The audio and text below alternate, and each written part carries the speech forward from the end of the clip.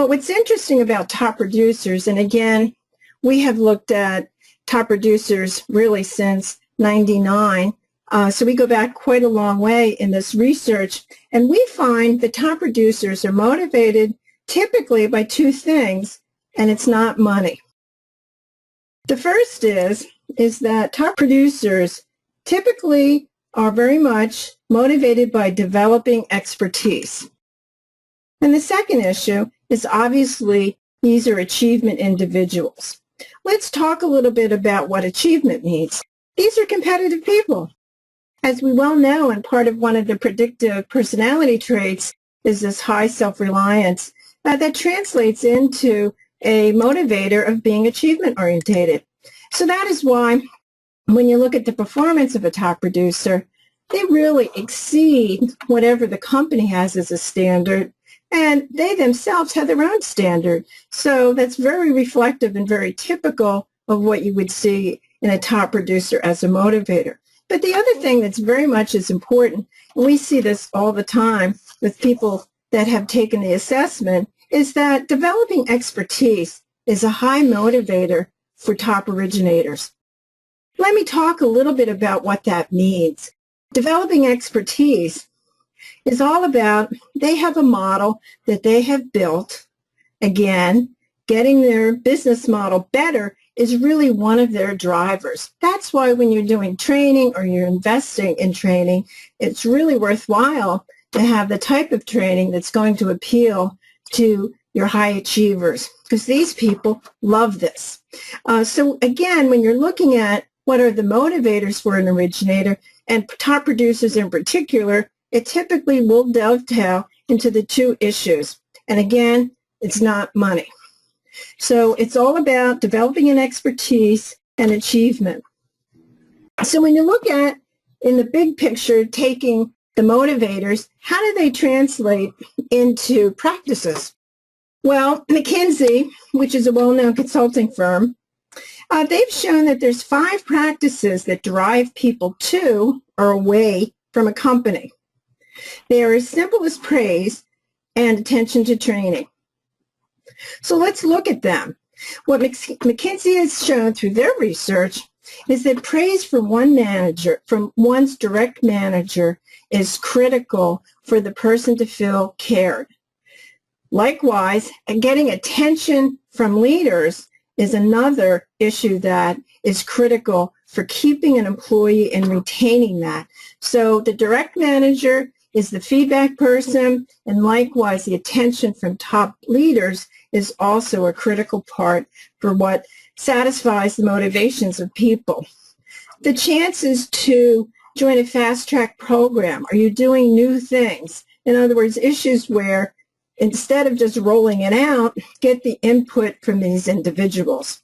They like to, and certainly the opportunity given to them to lead projects, especially in this marketplace where so many things are changing from a selling standpoint. These individuals are the first ones that really should be part of what you're looking at when you're making the types of changes that really our customers are demanding. And training, I can't emphasize enough that increasing expertise at the top originator level, these are the people that crave for it. Certainly things that I would suggest would be things along the lines when you're talking about social media. These are the people that will adopt it versus the ones that should adopt it and really don't. So McKinsey is pretty clear that the 5 motivators that they see from a practice standpoint are these that are on the slide today. So let's talk about 5 things that you can put in action and be part of your plan of retaining your top producers. And let's just address them for what we show on the slide. We talk about that the first part is, do you really know what makes your originators tick? Again, in our industry, we always think it's commission splits. We always think that it's all about money. But really, as we've already shown previously, what makes it tick are these motivators that individuals have. The reality of it is that each person is different, and how are you going to figure out and ascertain what is the motivator? I'll talk about that in a second. I'd also recommend that you hold what I call stay interviews, and we'll talk about that. We'll talk about the role that 360s play in knowing really what are the competencies of the improvement that the direct manager has to have in order to keep a high performer. And likewise, holding the managers accountable. Again, quite easy for the manager to say, well, he left because so-and-so gave him a higher split. That may not be, and certainly what I'm telling you today, that's normally not the issue, because the issue is top producers are recruited continuously, relentlessly, especially in this market. The real issue is, when do they decide to listen? And when they're starting to listen, they're going through what is called a disengagement activity, where they're now starting to really pay attention to, well, maybe it's not so great here. Maybe they don't pay attention to me. Maybe all these other issues start to really impact their decision process. And finally, the role that exit interviews play in giving you a real pulse of what's going on in your company.